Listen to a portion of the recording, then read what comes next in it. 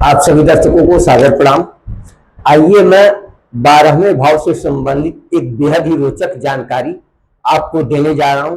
12वें भाव से संबंधित मैं दो जानकारी दूंगा, एक आपके पक्ष में होगा जो धन योग होगा और एक दुर्योग की भी मैं चर्चा करूंगा। तो जो दुर्योग होगा उस दुर्योग से निजात पाने का, उससे छुटकारा पाने का उपाय मैं लास्ट में बताऊंगा। पहले इस वीडियो को आप पूरा देखिए। 12वें भाव में जो अंक लिखा हो, 1 से लेकर के 12 राशियां होती हैं, उसमें से कोई भी अंक लिखा हो, उस राशि का स्वामी 12वें भाव में बैठा हो। जैसे 1 और 8 लिखा हो तो मंगल स्वामी हो गए, 2 और 7 लिखा हो तो शुक्र स्वामी हो गए, 3 और 6 लिखा हो तो बुध स्वामी हो गए, 4 लिखा हो तो चंद्रमा हो गए, 5 लिखा हो तो सूर्य हो गए, 10 और 11 लिखा है तो शनि हो गए, 9 और 12 लिखा हो तो बृहस्पति हो गए।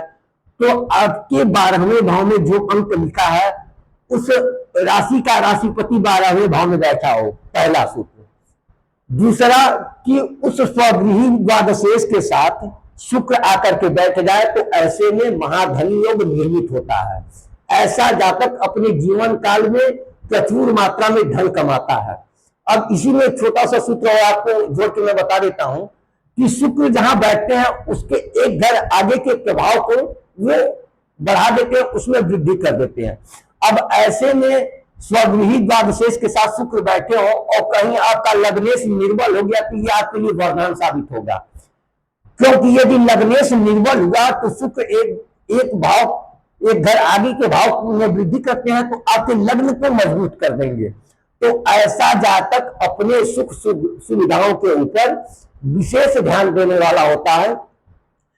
यदि 12वें में शुक्र और 12वें भाव के स्वामी की युति है तो, अब ये तो योग का मैंने चर्चा किया कि 12वें भाव का स्वामी 12वें में हो और उसके साथ शुक्र आके बैठ जाए तो महाधन योग बनता है। ऐसा जातक भोग विलास प्रचुर मात्रा में उसका सेवन करता है। अब कहीं राहु भी आके बैठ गए 12वें भाव में तो ये दुर्योग निर्मित हो जाएगा। पहले से उस जातक के अंदर भोग विलासता की प्रधानता है और ऐसे में अगर राहु आके बैठ जाए तो राहु क्या है, व्यभिचार की तरफ प्रवृत्त कर देंगे, करते हैं। वो अपने भोग विलास को गलत दिशा में मोड़ देगा, जिसके कारण उस जातक को कारागार योग यानी जेल जाने की स्थिति निर्मित होती है। यदि 12वें के स्वामी के साथ और शुक्र के साथ 12वें भाव में राहु बैठ जाए तो ऐसा जातक अपने भोग विलास और अय्यासियों की वजह से उसको जेल जाने की नौबत आ सकती है।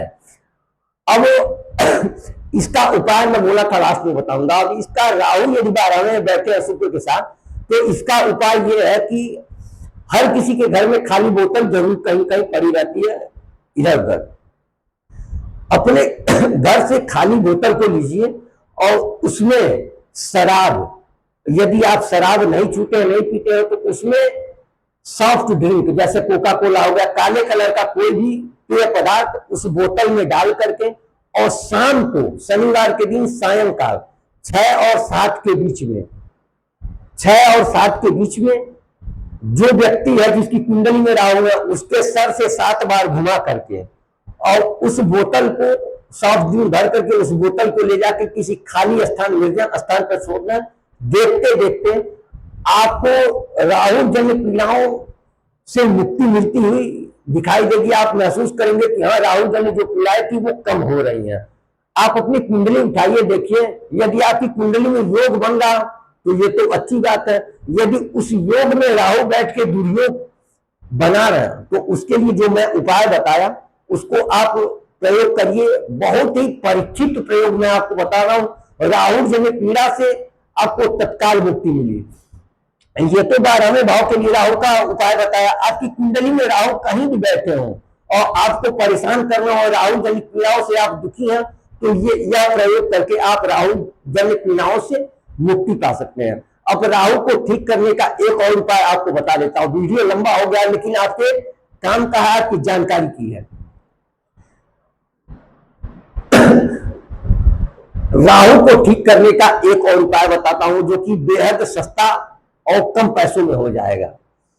आप सभी जानते हैं पूर्वांचल के लोग की रोहू मछली होती है रोहू मछली को 7 मछली, जिंदा मछली रोहू लेकर के आइए, और बुधवार के दिन या शनिवार के दिन राहु काल में नदी के किनारे मछली को लेकर के चले जाइए, जिंदा मछली, और एक मछली ऐसे उठाइए हाथ में और अपने सर से क्लॉकवाइज 7 बार घुमाइए और 7 बार ओम राम रावे नमः कहते हुए उस बहते जल में मछली को प्रवाहित कर दीजिए। एक मछली उठाइए, 7 बार घुमाइए क्लॉकवाइज और 7 बार ओम राम रावे नमः कहिए और उसको बहते जल में प्रवाहित कर दीजिए। राहु जन्म पीड़ा से तत्काल आपको मुक्ति मिलेगी, इसमें कोई शंका नहीं। परीक्षित और आजमाया हुआ सूत्र आपको बता रहा हूं। यदि आपकी कुंडली में राहु आपको परेशान कर रहा तो इस उपाय को करके आप राहु जन्य पीड़ाओं से समाधान पा सकते हैं, मुक्ति पा सकते हैं। हर हर महादेव, नमस्कार।